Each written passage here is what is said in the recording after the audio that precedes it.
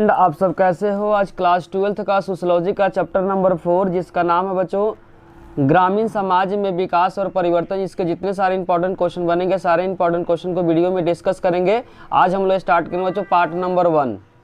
Part number 1 का link description में दे रखे। जो भी स्टूडेंट पार्ट नंबर 1 नहीं देखा पहले उसे देखे, फिर इसके बाद स्टार्ट करें पार्ट नंबर 2। बच्चों पार्ट नंबर 1 में 1 से लेकर 5 तक क्वेश्चन को डिस्कस किए हैं। आज हम लोग स्टार्ट करेंगे बच्चों क्वेश्चन नंबर 6 से। क्वेश्चन नंबर 6 में बच्चों गिवन है स्वतंत्रता के बाद जब देश अपना आज़ाद हो गया, आज़ाद होने के बाद ग्रामीण समाज में क्या क्या परिवर्तन है उसके बारे में बताना है। तो ध्यान रखें, पहले जो कृषि होता था बच्चों गहन कृषि, गहन कृषि के कारण कृषि मजदूरों में क्या हो गई, बढ़ोतरी हो गई। पहले जो खेती होता था बच्चों अपने खाने के लिए होता था, लेकिन बाद में ऐसा खेती होगा खाने के साथ साथ व्यापार के लिए भी क्या करने लगे, बीज को बोने लगे। तो वही बोलना चाह रहा है गहन कृषि के कारण कृषि जो मजदूर था उसकी क्या हो गई, बढ़ोतरी हो गई। गहन कृषि के कारण जो कृषि मजदूर की क्या हो गई, बढ़ोतरी हो गई। और दूसरा पॉइंट है भुगतान नगद में किया जाने लगा। पहले जो चलता था बच्चों वस्तु विनिमय चलता था, एक वस्तु के बदले में दूसरे वस्तु लेन देन होता था, लेकिन जब देश आज़ाद हो गया उसके बाद क्या होने लगा, जो भुगतान नगद में किए जाने लगा। मतलब उसमें पैसा देते थे तब उसके बाद क्या मिलता था, सामान को मिलता था। लेकिन उससे पहले क्या होता था, वस्तु विनिमय का प्रचलन था। वस्तु विनिमय में होता था बच्चों एक वस्तु के बदले में दूसरा वस्तु देना पड़ता था।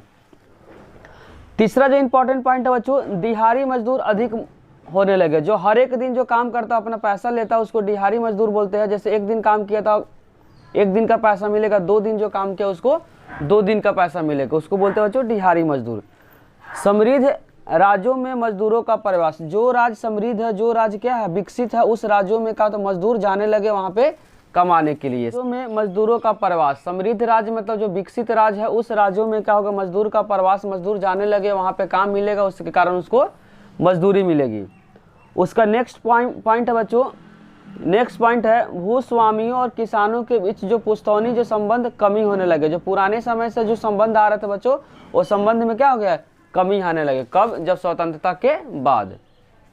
नेक्स्ट जो इंपॉर्टेंट क्वेश्चन है बच्चों 1960 का दशक भारत के लिए संकट का काल क्यों माना जाता है। बहुत इंपॉर्टेंट क्वेश्चन बच्चों। ये क्वेश्चन है 1960 का जो दशक है भारत के लिए संकट का काल क्यों माना। दशक का मतलब ध्यान रखो बच्चों 10 साल। तो 1960 से 1970 के बीच का बात बोलना चाह रहा है कि भारत के लिए संकट का काल क्यों माना जाता है। उसका आंसर आपको बारीकी से समझना कि क्वेश्चन पेपर के पॉइंट ऑफ व्यू से बहुत इंपॉर्टेंट है। 1960 का दशक भारत के सामने कई समस्या आई थी। 1960 के दशक में भारत के सामने बहुत सारी समस्या आई थी, इसलिए यहाँ लिखा कई समस्या भारत के सामने आई थी। धीरे धीरे सारे समस्या को हम लोग क्या करेंगे, बारी बारी से पढ़ेंगे। इसीलिए 1960 को दशक को क्या करते हैं, संकट का काल माना जाता है। बोलना चाह रहा है क्वेश्चन में 1960 का दशक के सामने भारत के सामने अनेक समस्या आए थे, जिसके कारण से 1960 का जो दशक है भारत के लिए क्या संकट काल माना जाता है। अब हम लोग क्या करेंगे, बारी बारी से समस्या को पढ़ेंगे कि 1960 के दशक में कौन कौन सी समस्या आई थी। पहला जो हुआ था बच्चों 1962 में चीन से युद्ध हो गया था। भारत और चीन का अगर युद्ध पूछेगा कब हुआ था तो ध्यान रखना 1962 में भारत और चीन के बीच क्या हुआ था, युद्ध हुआ था, जिसमें भारत की हार हो गई थी। 1965 में भारत को पाकिस्तान से युद्ध हो गया। मतलब 1960 के दशक में 2 युद्ध हुए। पाकिस्तान से भारत का युद्ध हुआ जिसमें क्या हुआ, इसमें भारत का विजय प्राप्त हुआ। भारत ने क्या हुआ, इसमें जीत गया। लेकिन चाइना का जब वार हुआ था भारत और चाइना के बीच, भारत और चीन के बीच, इसमें भारत की हार हो गई थी। डेट को आपको ध्यान रखना 1962 में भारत और चीन के बीच युद्ध हुआ था, जबकि 1965 में भारत और पाकिस्तान के बीच युद्ध हुआ था। मानसून की असफलता, मतलब उस समय मानसून सब समय पे क्या हुआ, बारिश उरिश नहीं हुआ था 1960 के दशक में। तो यहाँ पे क्या हुआ था, मानसून की असफलता हुआ था और साथ साथ क्या हुआ, खाद्यान्न संकट हुआ। सबसे ज्यादा जो दिक्कत हुआ था बच्चों खाद्यान्न संकट में, ध्यान रखना बिहार वाले को सबसे ज्यादा दिक्कत हुआ था। 1960 के दशक में जो खाद्यान्न संकट हुआ था, पूछेगा सबसे किस राज्य को सबसे ज्यादा दिक्कत हुआ था, तो आंसर हो जाएगा बच्चों बिहार राज्य को सबसे ज्यादा दिक्कत हुआ था। आगे भी लिखा हुआ बिहार में अनाज का संकट आ गया था। बिहार में क्या हो गया था बच्चों, अनाज का संकट आ गया था। खाद्यान्न संकट के कारण बिहार में सबसे ज्यादा दिक्कत आ गई थी।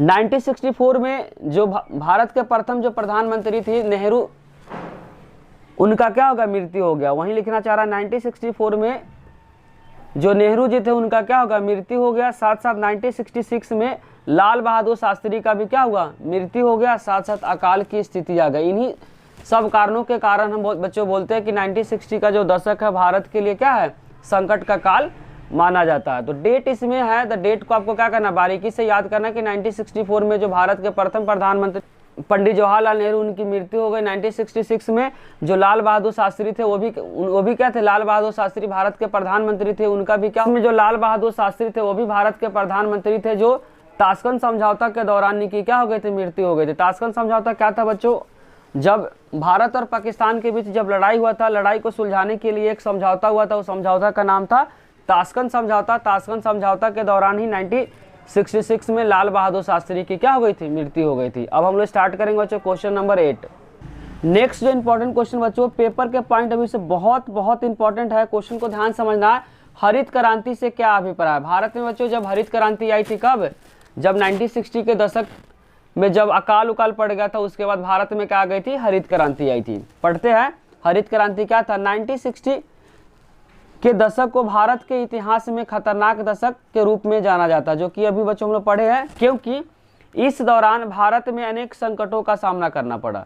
भारत को क्या हुआ बच्चों, 1960 के दशक में अनेक संकटों का क्या करना पड़ा, सामना करना पड़ा। इसी दौरान भारत में खाद्यान्न संकट आया। 1960 के दशक के दौरान ही भारत में क्या आ गया था बच्चों, खाद्यान्न संकट आ गया था।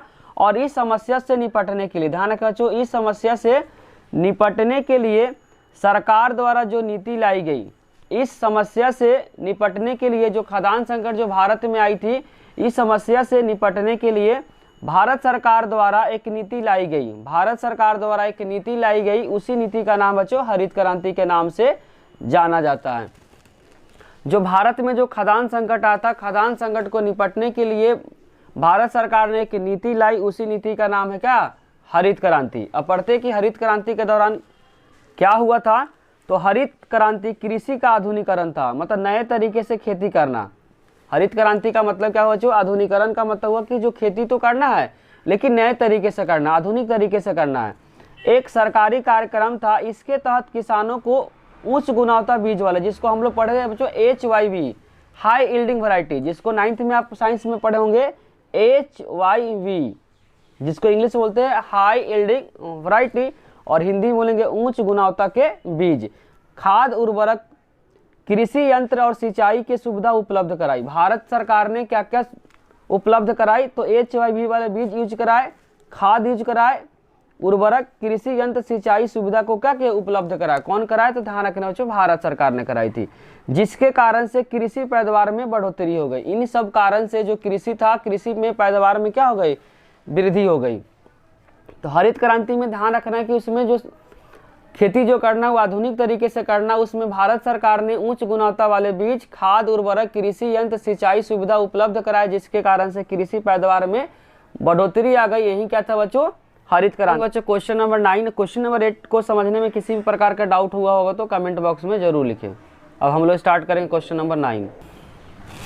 क्वेश्चन नंबर 9 में बच्चों गिवन है हरित क्रांति का लाभ बताइए। हरित क्रांति जो भारत सरकार ने जो अपनाई थी उससे क्या क्या लाभ हुई थी, तो पढ़ते हैं हरित क्रांति से कृषि पैदावार में बढ़ोतरी हुई थी। जो हरित क्रांति जो अपनाए थे उससे क्या हुआ था, कृषि पैदावार में क्या हुआ था, बढ़ोतरी हुई थी, मतलब बढ़ी हुई थी। हरित क्रांति से पंजाब को, ध्यान रखने राज्य का नाम, हरित क्रांति से किस किस राज्य को क्या हुआ था, फायदा हुआ था, तो हरित क्रांति से पंजाब को, उत्तर प्रदेश के जो पश्चिमी भाग है, ध्यान रखें उत्तर प्रदेश तो है लेकिन उसका पश्चिमी भाग, उत्तर प्रदेश के पश्चिमी भाग, हरियाणा को अधिक लाभ हुआ। तो अगर पेपर में क्वेश्चन आएगा किस किस राज्य को हरित क्रांति के लाभ हुआ था, तो ध्यान रखना पंजाब को हुआ था, पश्चिम उत्तर प्रदेश को हुआ था और हरियाणा को लाभ हुआ था। मध्यम और बड़े जो किसान थे इसका लाभ मिला, मध्यम और जो बड़े जो किसान था उसी को क्या हुआ, हरित क्रांति का लाभ हुआ। किसका, किसको, हरित क्रांति के कारण से। राज्य पूछेगा तो ध्यान रखना पंजाब, पश्चिमी उत्तर प्रदेश और हरियाणा। अगर पूछेगा कि किसान किस तरीके के किसान को क्या हुआ, हरित क्रांति को अपनाने से फायदा हुआ, तो मध्यम जो वर्ग के जो किसान थे, जो बड़े वर्ग के जो किसान थे, इसी को क्या हुआ, हरित क्रांति को लाभ मिला। और ध्यान रखना सबसे ज़्यादा जो गेहूं, ध्यान रखना पूछेगा हरित क्रांति में सबसे ज़्यादा किस में बढ़ोतरी हुआ, तो ध्यान रखना गेहूं में, उसके बाद चावल में हुआ था। प्रथम सबसे अगर ज़्यादा पूछेगा कि कृषि हरित क्रांति को अपनाने से किसकी खेती में या किस में सबसे ज़्यादा बढ़ोतरी हुआ, तो पहला नंबर पे आ गया गेहूँ और दूसरा नंबर पे आ गया बच्चों चावल। हरित क्रांति को अपनाने से सबसे ज़्यादा जो बढ़ोतरी हुआ था वह गेहूं में हुआ था और दूसरे नंबर पे चावल में बढ़ोतरी हुआ था। अब हम लोग स्टार्ट करेंगे बच्चों क्वेश्चन नंबर 10। क्वेश्चन नंबर 10 में बच्चों गिवन है हरित क्रांति के नकारात्मक प्रभाव को बताना, कि इस नकारात्मक तो निगेटिव बातें को इसमें क्या करना, बताना है।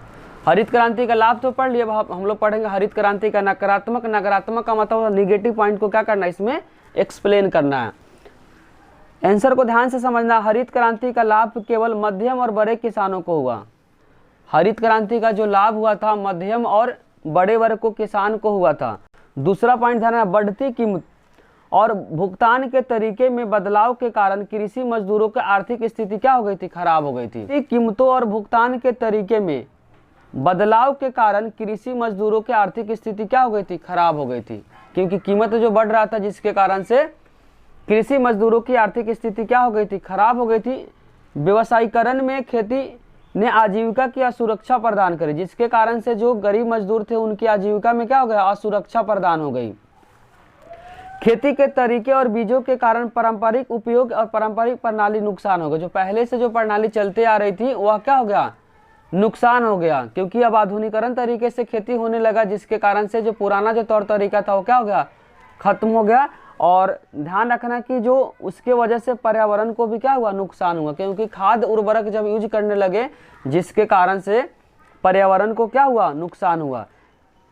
इसके विभेदीकरण को बढ़ावा मिला, जिसके कारण से जो विभेदीकरण है उसको क्या हो गया, बढ़ावा मिल गया। अमीर जो था वो अमीर हो गया। ध्यान रखें बच्चों, जो हरित क्रांति को जो अपनाया, अमीर जो था वह अमीर हो गया और जो गरीब था वह क्या होगा, गरीब हो गया।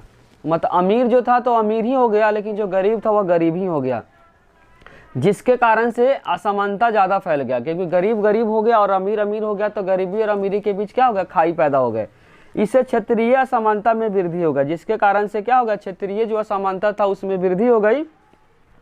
जिन क्षेत्रों में तकनीकों में परिवर्तन हुआ ज़्यादा विकसित होगा। जिस क्षेत्र में तकनीक में परिवर्तन होगा वह क्षेत्र तो क्या होगा, विकसित हो गया, और जिस क्षेत्र में तकनीकी नहीं है वह क्षेत्र क्या हो गया, और अनडेवलप हो गया। डेवलप नहीं होगा, अनडेवलपमेंट हो गया, विकसित नहीं हो पाया। यही क्या था बच्चों, हरित क्रांति का नकारात्मक प्रभाव था। इसी के साथ बच्चों जितने सारे इसके इंपॉर्टेंट क्वेश्चन थे, सारे इंपॉर्टेंट क्वेश्चन को वीडियो में डिस्कस कर दिए। अगर बच्चों वीडियो अच्छी लगी हो तो लाइक, कमेंट और सब्सक्राइब करना चैनल को ना भूले। कोई भी डाउट हो तो कमेंट बॉक्स में जरूर लिखिए। Thank you.